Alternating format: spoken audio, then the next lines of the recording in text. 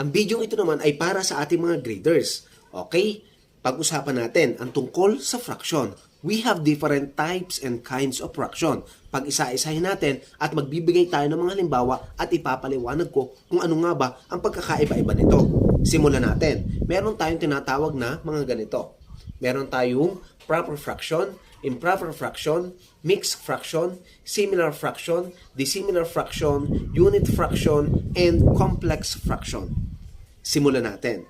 Ano nga ba ang tinatawag nating proper fraction?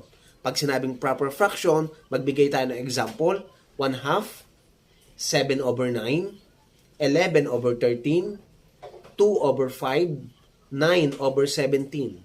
Anong napapansin nyo sa ating mga fraction? Okay?